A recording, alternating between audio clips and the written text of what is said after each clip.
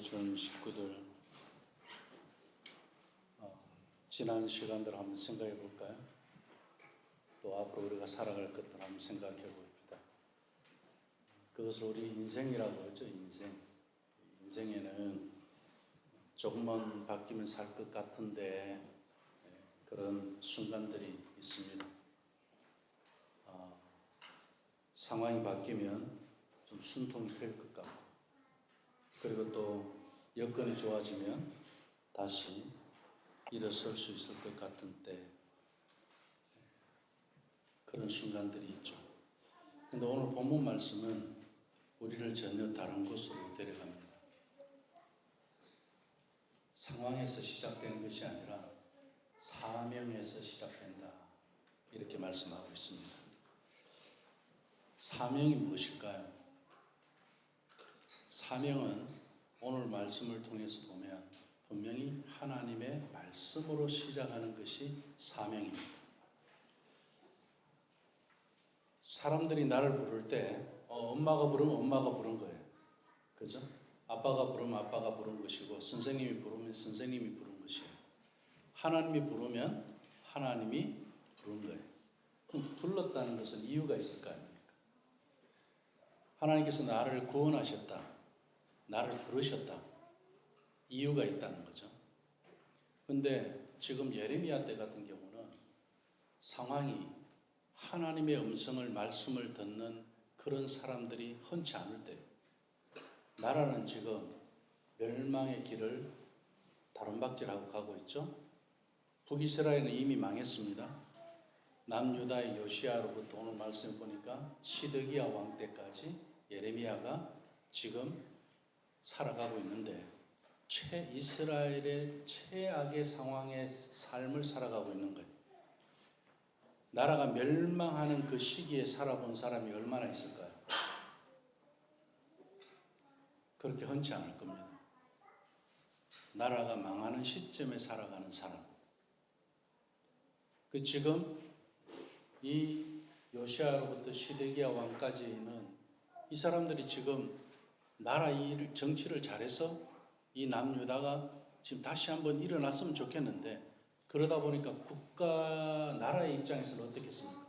국방을 키워야 된다, 인재를 키워야 된다, 아니면 또 다른 방법으로 나라를 부강하기 위해서 군대를 더 보강해야 된다, 최신의 무기를 만들어야 된다, 온갖 이야기들이 다 나오지 않겠습니까?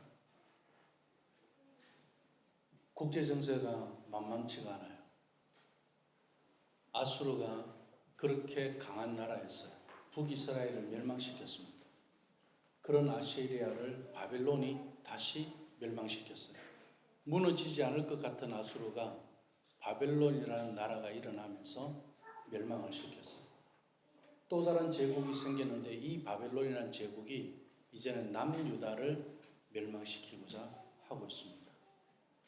이런 상황에서 선지자들이든 왕이든 백성들이든 국가의 지도자들이든 전부 다 이 상황을 두고 각각의 방법으로 문제를 해결하려고 온갖 노력을 다하고 머리를 맞대고 있지만 방법은 나오지 않아요.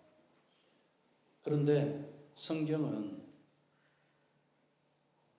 세상의 사람들은 누구와 손잡아야 할까? 그리고 또 어느 편에 서야 유리할까? 이런 것 가지고 계산하고 있는데, 성경은 예레미야를 부르십니다. 자, 하나님께서 평온할 때 부를 수도 있고 위기일 때 부를 수 있고, 언제든지 하나님 부르시면 부르시는 거예요. 그런데 지금 이 상황에서 다른 선지자들도 있어요. 그리고 또 뛰어난 지도자들도 있었을 겁니다. 그런데 예레미야는 스펙이 좋은 사람이 아니거든요. 여기 지금 베냐민 지파에 예루살렘이라든지 큰 도시에 사는 그런 사람도 아니고, 그리고 제사장의 아들이라고 하는데 아스돗이라는 그 작은 마을에 한 사람일 뿐이에요. 누가 주목하는 사람도 아니고 주목받는 사람도 아니고, 그리고 주목받으려고 노력하는 사람도 아니에요, 예레미야는. 그런데 하나님께서는 예레미야를 향하고 있었어요. 놀랍지 않습니까? 하나님의 부르심이라는 것은 이런 거예요. 우리 예천 식구들은 역사의 격변기, 그리고 인생의 그런 격변기에도 상황이 바뀌는 것을 우리는 자꾸 찾을 겁니다. 그러나 상황을 보면 하나님이 보이지 않아요. 사명을 봐야 합니다. 하나님 왜 나를 불렀지? 하나님 나를 왜 여기에 부르셨지? 하나님 왜 나를 구원의 사람으로? 하나님 왜 캐나다에 오게 하셨지? 하나님 왜 여기서 나를 살아가게 하고 있지? 자녀를 낳고 가족을 이루고 하나님 왜 여기까지 부르셨을까? 그런 질문을 한번 해보셨습니까? 하나님의 부르심이라는 것은 이런 거예요. 그래서 우리는 무엇을 하든지 간에 항상 하나님께 물어야 돼요. 하나님, 하고 말씀을 들어야 돼요. 왜 여기 부르셨나? 왜 아직 나를 살려주시나? 왜 아직 나에게 생명을 연장해 주시냐? 그런데 놀라운 게 하나 있어요. 이것을 우리는 반전이라고 그러는데, 우리가 예레미야를 보았을 때도 스펙이 없는 사람이라고 그랬어요. 그런데 우리는 예레미야 그러면은 수천 년 동안 우리의 믿음의 사람들, 하나님의 역사 속에서 계속 반복되어져서 불려지는 그런 선지자 중에 한 사람, 위대한 선지자로 알고 있지 않습니까? 그런데 그 당시에는 역사가, 세상이, 나라가 예레미야를 위대하게 생각하지 않았습니다. 예레미야의 위대함은 어디에 있었냐?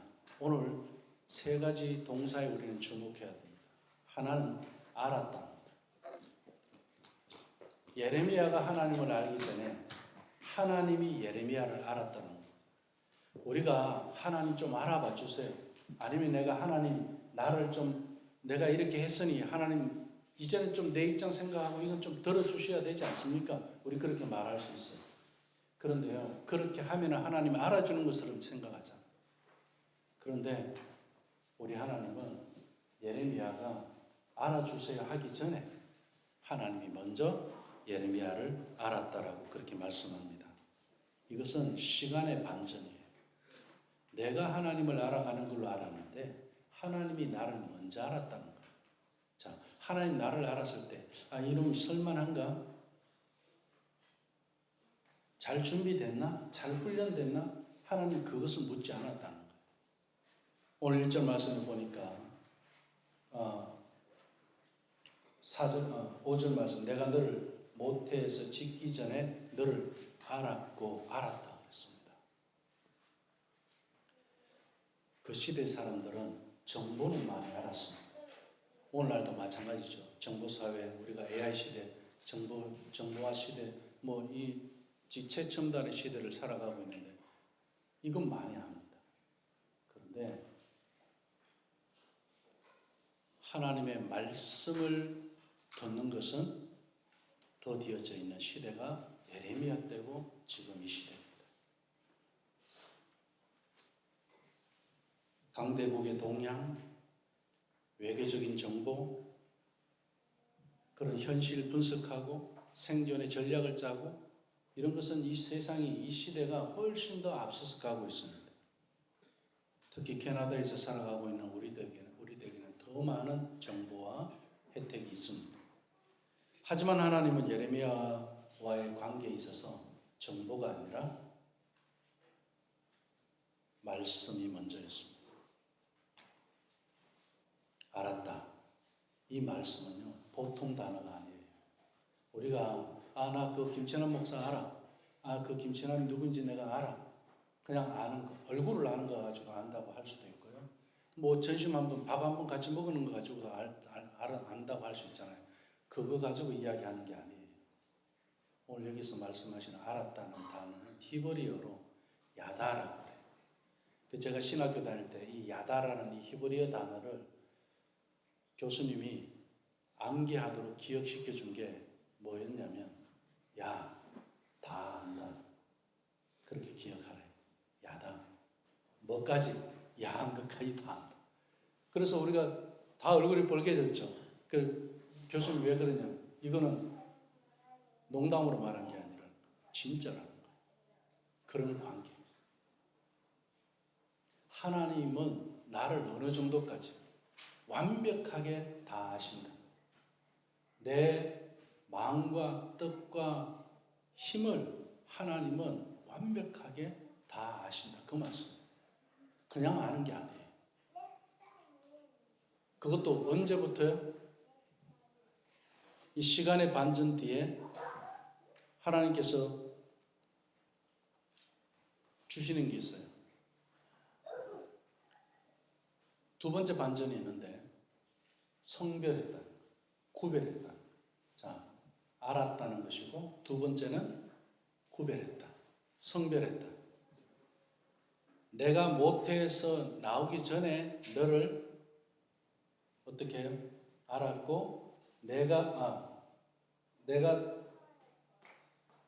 배에서 나오기 전에 너를 성별하였고 이렇게 말씀합니다. 구별했다. 자, 이미 뱃속에서 내가 지어지기 전에부터 하나님 알았다. 우리 엄마도 그거 몰라요. 우리 아버지도 그거 몰라요. 그렇죠? 근데 하나님은 아셨다. 하나님은 어떤 분이? 창조자시기 때문에 그렇습니다. 나를 창조하신 분. 그래서 멸망해져 가는 나라는요, 안 되는 집도 그렇고 안 되는 사업도 그렇고 안 되는데 자꾸 되는 것처럼 뭔가를 하려고 그래. 거기서 그만둬야 되는데, 그게 제가 여기 캐나다에서도 우리가 사업하는 사람들 많이 보잖아요. 그리고 또 이렇게 직장생활 하시는 분들도 보고 가는데 어떻게든 그걸 살려보려고 노력하는 것까지는 좋아요. 근데 이건 아니거든요. 왜냐하면은 무엇을 쫓아 따라가느냐 하면 정보를 따라가고 있어요. 예를 들면 뭐 나라 같은 강한 군사력, 뭐 노련한 지도자, 나는 능숙한 그런 경험이 있으니까, 뭐 아니면 국가적인 차원에서는 능숙한 그런 외교관이 있으면 해결할까 이렇게 이야기하잖아요. 그걸로 해결이 안 된다니까. 우리 믿음의 사람들은 꼭 기억해야 돼요. 내 경험과 내가 갖고 있는 자원을 가지고 충분히 할 수 있다, 준비되었다 하더라도 그것으로 된다? 성경은 그렇게 말씀하지 않아요. 하나님께서 나를 다 아신다는 것, 그 부르심에서 출발해야 되고, 하나님을 나를 구별해서 나를 부르셨다는 것을 아셔야 돼요. 그런 데서 생각들이 정리가 돼야 되는 거예요. 하나님은요, 사람들은 강한 사람을 찾지만 하나님은 강한 사람을 찾지 않아요. 아마 전 세계적으로도 우리 기독교에서도 지금 현재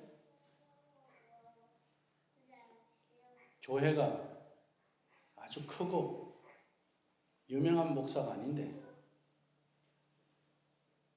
교회가 크고 유명한 목사님이 어디 부흥회를 가든지 아니면 세미나를 가든지 뭘 한다면은 아마 당연하죠. 이상하지 않아요. 근데 저는 예레미야 쓰는 말씀을 통해서 이번 한 달이 참 기대가 되는 게 있어요. 그게 뭐냐? 하나님은 저 변방을 사용하셔요. 저 이름 없는 자를 사용하셔요. 스펙이 없는 자를 하나님이 쓰셔요. 그러면서 하나님은 나는 이미 너를 알고 있었다. 그리고 나는 너를 구별해놨대. 이것보다 좋은 스펙이 어디에 있습니까? 이걸 예레미야가 알아야 되는데, 그러니까 하나님이 어떻게 해요? 자세하게 반복적으로 말씀해 주시고, 내가 알았다. 그리고 네 성별했다. 네 뱃속에서부터, 네가 뱃속에서 지어지기 전부터, 그러면서까지 말씀해 주시는 거예요. 예레미야는요, 하나님 앞에 자기를 이야기할 때 뭐라고 했습니까? 모세하고 비슷하게 해요. 나는 말을 잘못합니다. 그러면 나는 아이예요. 지금 이 나라, 이 상황에서 내가 이 나라를 위해서 할 수 있는 게 뭐가 있습니까? 나라를 위해서 한 번도 걱정 안 해보고 살았던 사람이에요. 나라가 문제가 많은데도 내가 나라를 위해서 할 수 있는 거 아무것도 없다, 그렇게 생각하고 사는 사람이었어요. 근데 예레미야는 말이 서툴렀고 아이 같았지만 하나님 그 마음을 사용하시다. 예레미야 마음이 굉장히 예민했거든. 그리고 예레미야가 상처에 아주 민감한 사람이었어요. 그러다 보니까 예레미야한테 별명이 하나 붙었죠. 그게 뭡니까? 눈물의 선지자. 세상은 말합니다. 그건 결격 사유야. 그건 성경적으로 그런 성격으로 내가 성경적으로 봐도 그런 성격으로 무슨 일을 할 수 있겠어? 이렇게 판단할 수 있습니다. 하지만 하나님은 다르게 보십니다. 약함은 오히려 하나님이 함께 할 수 있는 하나님의 강함이 그 안에 역사할 수 있는 여백입니다. 그래서 우리가 약함에 대해서 부끄러워하지 마세요. 그냥 약하다고 인정하세요. 부족한 것도 마찬가지예요. 부끄러운 게 아니에요. 우리 아이들 제발 공부할 때 모르는 거 가지고 너는 이것도 몰라 이런 이야기 하지 말라니까. 우리 하나님은 우리에게 한 번도 그렇게 말씀하신 적이 없었어요. 모르는 거는 괜찮아. 다시 알면 되지. 그렇잖아요. 그래서 저도 아이들한테 학교 시험지 가지고 오면은 뭐 시험지에서 뭐 체크된 거 있잖아요. 그러고 하면은 꼭 제가 묻는 건 몇 점이냐 관심 없어요. 몇 개 틀렸냐 이것도 관심 없어요. 틀린 거에 대해서 네가 이거 답을 아느냐? 그러면 넌 100점이에요. 모르는 거에 대해서 내가 답을 알아냈으면 되는 거예요. 시험은 그런 거예요. 우리가 하나님 앞에서 내가 경험한 하나님을 우리 삶 속에서 이렇게 나눌 수 있어야 돼요. 너는 구별되었고 내가 너를 알고 그리고 하나님이 나에게 대해 주신 것처럼 나도 사람들에게 그렇게 대해야 돼. 내 자녀에게도 그렇게 대해야 되는 거예요. 하나님 나에게 인격적으로 해주셨잖아요. 나도 인격적으로 하나님과 나와의 관계에서 경험된 걸 나눠주면 되는 겁니다. 오히려 하나님은 예레미야의 그 부족함을 지우개로 지우지 않았어요. 오히려 잘 됐다. 내가 쓰기에 너무 좋다. 하나님이 하시기에 너무 좋은 조건을 갖고 있는 거예요. 그래서 내가 어리다고 말하지 말라. 내가 너를 보낼 거다. 사명에는 두 가지가 있어요. 오늘 여기는 제가 미션이라고 했지만 첫 번째는 콜링이에요. 콜링이 먼저입니다. 콜링에서 미션이 나오는 거예요. 콜링이 없는 데서 미션은 아무 의미가 없어요. 아무리가 하나님 일을 많이 하잖아요. 하나님 말씀 안 듣고 하는 거는 나중에 하나님한테 그게 대적하는 걸로 바뀌어요. 우리 예수님 가족들은 우리의 약함은 사명을 막는 벽이 아니에요. 하나님의 능력이 머무는 그런 거룩한 빈 자리인 줄 믿습니다. 하나님의 능력이 머무는 자리예요. 그래서 우리가 자랑할 게 없는 거예요. 하나님 능력이기 때문에. 이것이 두 번째 반전이었죠. 구별되는 것. 가치의 반전이라고 이야기합니다. 알았다는 것은 시간의 반전이라고 이야기할 수 있고요. 그리고 마지막으로 너를 여러 나라의 선지자로 세웠노라고 세웠다는 거예요. 정체성, 존재의 반전이라고 할 수 있습니다. 지금 현재뿐만 아니라 미래를 위해서 내가 너를 불렀다는 겁니다. 자, 현실은 어떻습니까? 나라는 무너지고 있죠. 그리고 성전은 불탈 위기에 있습니다. 백성은 포로로 끌려갈 운명 앞에 있습니다. 그런 예레미야에게 하나님은 유다의 작은 선지자가 아니라 열국의 선지자로 이름을 주시는 거예요. 유다 안에는 유다의 거장 선지자들이 있었어요. 그런데 하나님께서는 그들은 유다의 선지자일 줄은 모르지만 예레미야는 유다만이 아니라 열국의 선지자로 세우겠다. 알았다. 성별했다. 세우겠다.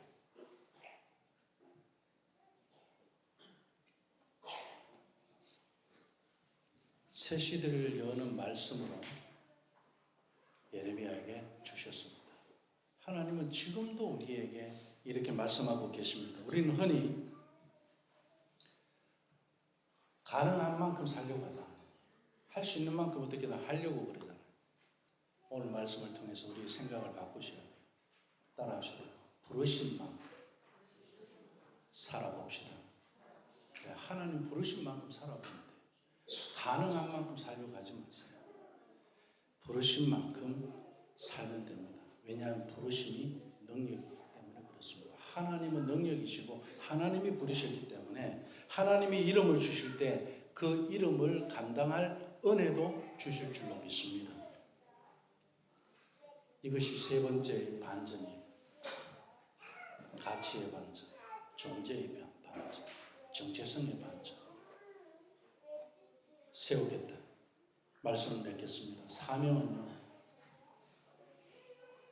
항상 신명기 6장으로 가서 결론이 나오는 데서 말씀에서 우리가 기억할 필요가 있어요. 오늘 하나님의 말씀이 누구에게 임했다 그럽니까? 예레미야에게 임했다 그랬어요. 하나님의 말씀이 임했다, 하나님의 말씀이 나에게 들려졌다는 것은 이것은 보통 사건이 아니에요.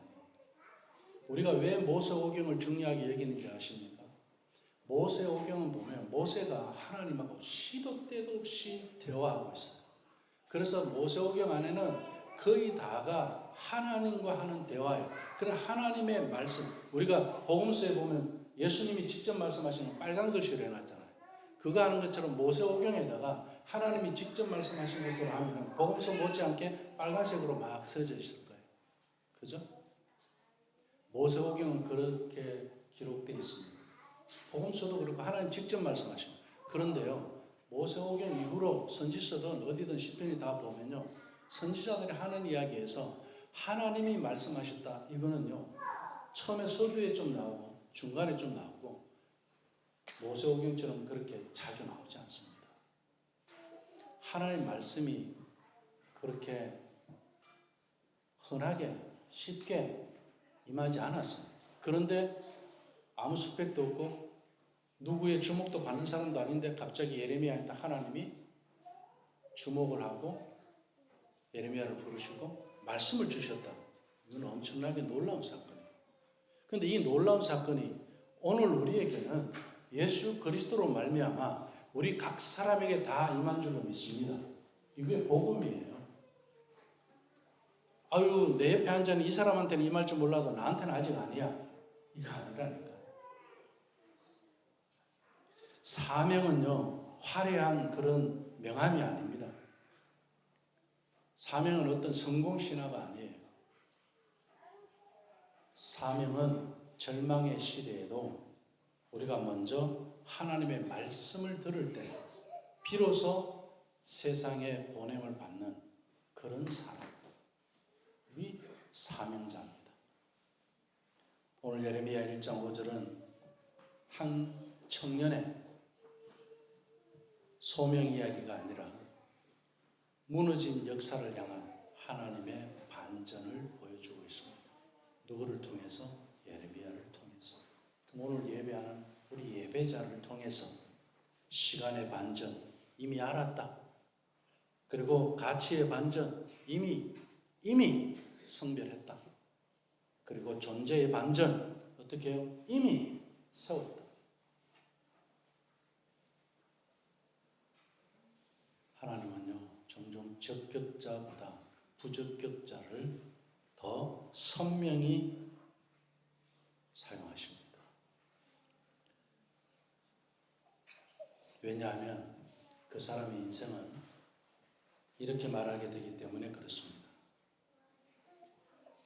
이 일은 이 사람이 한 게 아니라 하나님이 하신 일이에요. 하나님 그렇게 말씀하고 싶거든요.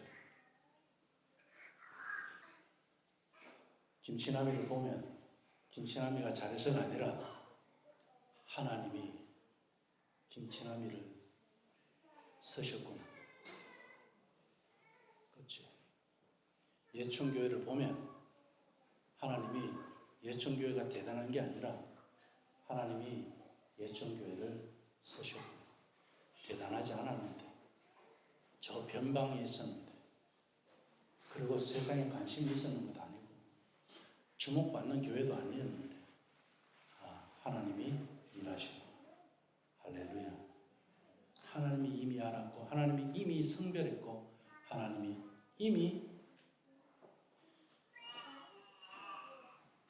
세우신 줄로 믿습니다. 기도하겠습니다. 하나님, 우리가 주님을 알기 전에 주님이 우리를 먼저 아셨습니다. 하나님, 세상의 소란함 속에서